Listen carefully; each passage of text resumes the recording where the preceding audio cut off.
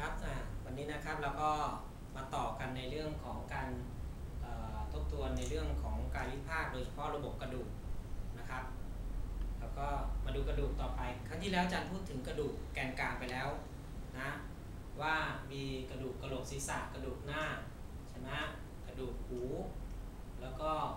กระดูกสันหลัง vertebra นะก็แบ่งเป็นกี่ส่วนครับ vertebra แบ่งเป็นกี่ส่วนกระดูกสันหลัง3 ส่วนคือ cervical core thoracic คือช่วงอก12 lumbar 5ถูกไหมนั้นก็เรียกแทนไปส่วนก็จะมีกระเบนเน็บเซครัมแล้วก็ก้นกบนะครับอันนี้เป็นกระดูกแกนกลางส่วนด้านหน้าก็จะมีกระดูกอะไรครับ sternum กระดูก sternum อันนี้เรียก sternum หรือกระดูกอกแล้วก็ symphysis กระดูกลิ้นปี่แล้วก็กระดูกซี่โครงก็ลิบ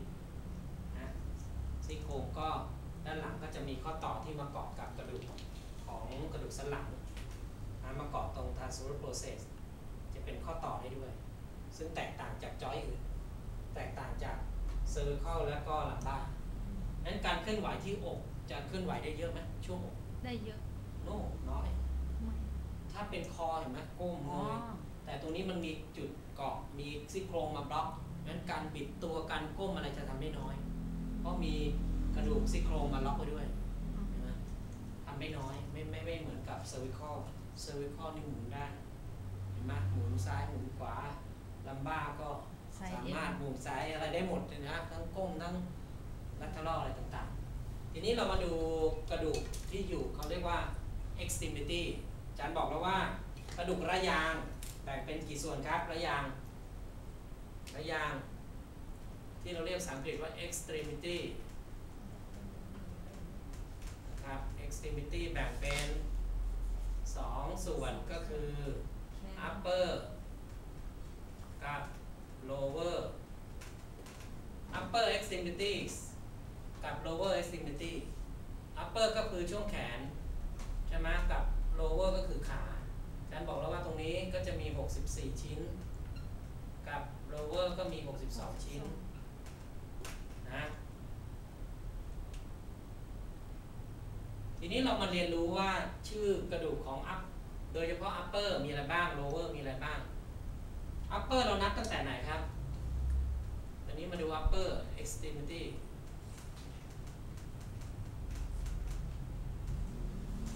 for extremities upper extremity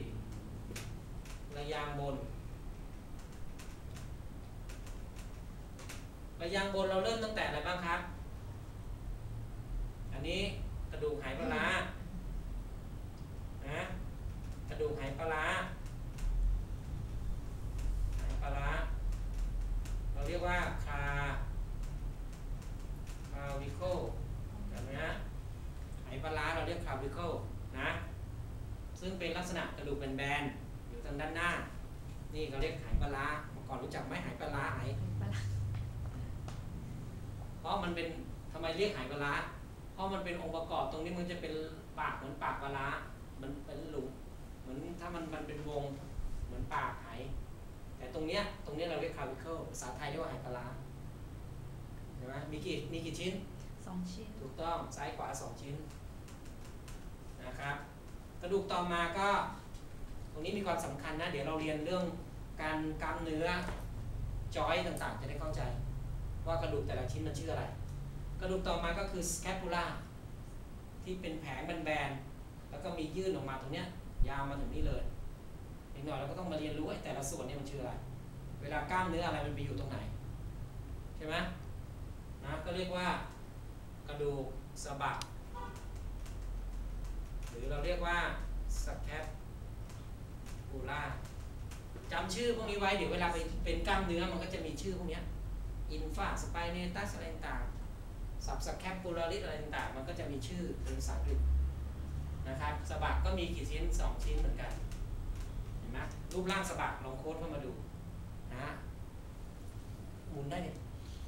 หมุนเนี่ยแล้วมันอาจารย์หายหมุนได้หมุนมาโค้ดตรงนี้ก็ได้ไม่เป็นไรไม่จำเป็นต้องมีหน้าอาจารย์ตลอดโค้ดเห็นไหมอันนี้ก็คือ scapula ซึ่งนะก็จะเป็น เป็นกระดูกที่เกาะอยู่บนชายโครงนะครับด้านหลังแล้วก็มีลักษณะแบนเป็นรูปสามเหลี่ยมเห็นไหมแล้วก็มีส่วนที่ยื่นเรียกว่าสปายเดี๋ยวต้องค่อยเรียนรู้ชื่อรายละเอียดในแต่ละส่วนนะครับต่อไปเป็นกระดูกอะไรครับต้นแขนเราเรียกว่า humerus แปลว่าค้อนก็มันมีหัวเหมือนค้อนเห็นไหมนึกถึงค้อนเห็นไหมมีหัวเนี่ย humerus เป็นลองโบนเป็นกระดูกชนิดยาวนะมีกี่ชั้นมีกี่ชิ้นสองชิ้นเหมือนกันเห็นไหมกระดูกต้นแขนเรียกว่า humerus ต่อไปกระดูกปลายแขนแบ่งเป็นด้านในกับด้านนอกอันนี้เรียกปลายแขนมีกี่ชิ้นครับ2ชิ้นถ้าถามว่ากระดูกปลายแขนมีชิ้นข้างละ2ชิ้นมีด้านในก็อย่างนี้ด้านในก็อยู่แนวนิ้วก้อยเวลาเรายืนอย่างนี้นะครับเขาจะให้แนวนิ้วก้อยอยู่ด้านในกระดูกปลายแขนที่อยู่ในแนวนิ้วก้อยเราเรียกว่าเอาหน้าโบนเห็นไหมส่วนด้านนอกเราเรียกว่าเลเดียสเอาหน้ากับเลเดียสเห็นไหมยูม รัสเอาหน้าเลเดียสก็จะต้องเมมโมรีจำชื่อ scapula clavicle เห็นไหม scapula clavicle humerus เอาหน้า radius เอาหน้ามี2ข้างละ2 radius ข้างละ2เห็นไหมครับเราก็มาดูต่อไปพอถึงกระดูกปลายมือแล้วก็จะเป็นกระดูกข้อมือเราเรียกว่าคาเป้าโบนกระดูกข้อมือมีกี่ชิ้นข้างละ8คูณ2กระดูกข้อมือจะไม่ได้มี8ชิ้นตรงนี้ทำไมต้องมีลักษณะเป็นกระดูกชนิดไหนลักษณะรูปร่างเป็นแบบชนิดไหนสั้นช็อตโบนสั้นเห็นไหมช็อตโบนต่อไปด้วยกระดูกอะไรครับกระดูกต่อไปเรียกว่าอะไรครับลองโบนไม่ใช่กระดูกชื่อฝ่ามือมีข้อมือแล้วก็ต้องมีอะไรครับกระดูกฝ่ามือเรียกว่าเมตตาคาเป้าโบนมีข้างละเท่าไหร่ครับข้างละ5นี่ไงตามนิ้วเนี่ยฝ่ามือมี5ไหม5คูณ2เข้าไปเห็นไหมนะนี่อยู่ที่นี่นี่ดูฝ่ามือเห็นไหมเดี๋ยวเวลาเรานวดเราอะไรต้องอ้างอิงกลับมาที่กระดูกหมดแหละกล้ามเนื้อนี้มันเกาะกระดูกไหนจะได้คุ้นชื่อนะถ้าเราไม่มีเบสิกก็งงอย่างเงี้ยนะต่อไปก็เป็นกระดูกนิ้วที่เหลือกระดูกนิ้วเนี่ยนะกระดูกตั้งแต่กระดูกฝ่ามือไปเราเรียกกระดูกนิ้วถ้ากระดูกนิ้วเนี่ยจะแบ่งออกเป็นมี5นิ้วปกติแล้วจะแบ่งเป็น3ท่อนมีท่อนใกล้ท่อนกลางท่อนไกลแต่ยกเว้นนิ้วโป้งมีกี่ท่อน2ท่อนเพราะฉะนั้นกระดูกนิ้วรวมกันก็มีเท่าไหร่12นับยังไง3อะไร3 4 12ไอ้นี่อีก2อ่ะ15ได้ไงเอาดิเท่าไหร่14จำกระดูกนิ้วนะกระดูกนิ้วเรียกว่าฟาแลงซ์มีข้างละ14คูณด้วย2เห็นไหมนี่คือกระดูกupper extremity หรือระยางบนนะครับ clavicle ก็คูณมี2นะ upper extremity ลองบวกกันได้เลย2เป็น2 clavicle scapula 2 4ต้นแขน6เอาหน้า8 radius เป็น10กับตรงนี้16เท่าไหร่26กับ10 36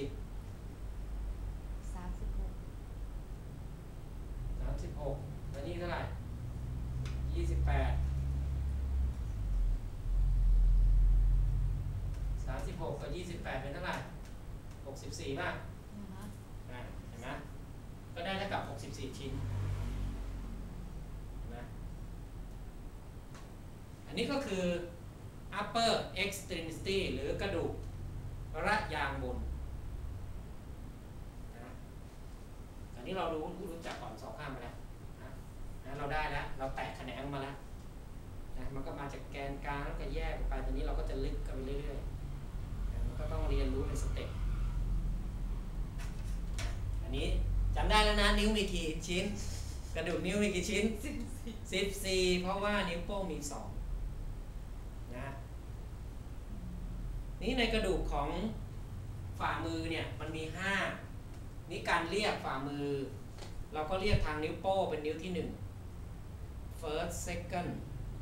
first metatarsal metatarsal ชิ้นที่2ก็เรียก second 2 second แปลว่า2 third แปลว่า3 fourth 4 fifth 5เห็นไหมก็ใช้ไปก็คือ นับจากนิ้วโป้ง first metatarsal นี่อันนี้ฝ่ามือนะ2ก็ใช้ MD metatarsal 3 RD อันนี้เป็นหมายถึงลำดับนะ4ก็ TH 5ก็ TH ไล่ลงไปอันนี้ก็เรียกชื่อใหม่ใช่ไหมเรียกเป็นลำดับเลยกระดูกฝ่ามือชิ้นที่1ชิ้นที่2ชิ้นที่3หรือกระดูกฝ่ามือนิ้วโป้งก็ได้อันนี้นิ้วชี้แนวนิ้วชี้ต่อไปนิ้วฟาแลงซ์เนี่ยมันจะมีกระดูกปกติแล้วมี3ชิ้นเพราะฉะนั้นจะมีชิ้นฟาแลงซ์นะครับก็จะแบ่งเป็น3ปกติจะมี3ชิ้นแต่ยกเว้นนิ้วโป้งถ้า3ชิ้นแรกชิ้นที่อยู่ใกล้กับฟาแลงซ์ชิ้นที่อยู่ใกล้กับฝ่ามือเราเรียกว่า proximal แปลว่าใกล้ตรงกลางเรียกว่า middle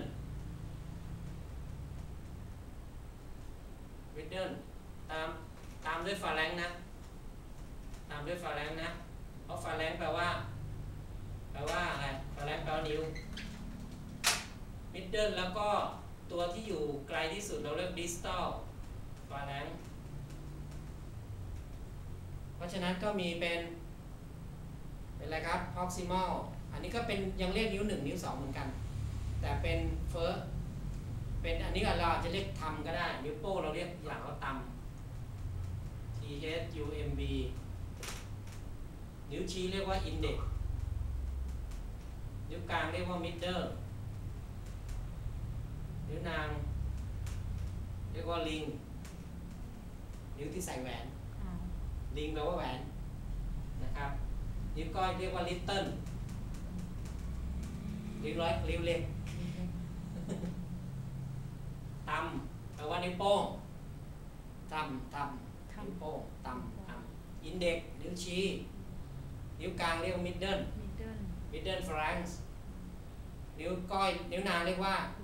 ring แปลว่าแหวนเพราะใส่แหวนนิ้วกลางนิ้วนางอันนี้5เรียก little นิ้วน้อยอันนี้ก็ชื่อของเขาทีนี้ในตัวแต่ละอันก็อย่างที่บอกว่าแต่ตามเนี่ยจะมีแค่อะไรครับ proximal กับ distal 2 ชิ้นถูกไหมแต่ถ้าเป็นนิ้วที่2ถึง4หรือตัวนี้ก็จะมี3มี proximal มี middle แล้วก็มี distal เห็นไหมก็ต้องรู้ว่าเวลาเดี๋ยวอีกหน่อยมันอ้างอิงเวลาเราอ่านตำรามันอ้างอิงไปถึงมันนิ้วไหนนิ้วที่นะครับหรือจะบอกว่าเป็นนิ้วที่1ก็ได้ first second third fourth fifth ก็ได้ก็เรียกได้2แบบเราอาจจะเรียกเหมือนกันก็ได้อย่างนี้ก็ได้อันนี้มันเมตตาคาเป้าก็คือเป็นฝ่ามือแต่ถ้าบอกว่าเป็น first fifth ตรงนี้ก็เปลี่ยนเป็น phalanx ก็ได้นะครับนะโอเคไม่เข้าใจส่วนไหนไหมถามได้ลองรีวิวซินี่เรียกว่าอะไรเทสไหปลาร้าไหปลาแดกภาษาปากีส ภาษาจำไม่ได้ จำบ่ได้เออจำบ่ได้คลาวิเคิล คาวิเคิล อ่านตามนะ กระดูกสะบักเรียกว่าสแคป สแคป สะบักก็สแคปสแคปปูลา สแคป ต้นแขนเรียกว่าฮิวเมรัสแปลว่าค้อน กระดูกปลายแขนมี2ชิ้นอัลนากับเรเดียสกระดูกข้อมือเรียกว่าคาเป้าโบนกระดูกฝ่ามือเรียกว่าเมตาคาเป้ากระดูกนิ้วเรียกว่า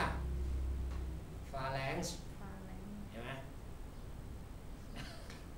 สต็อปก่อนเบรกตรงนี้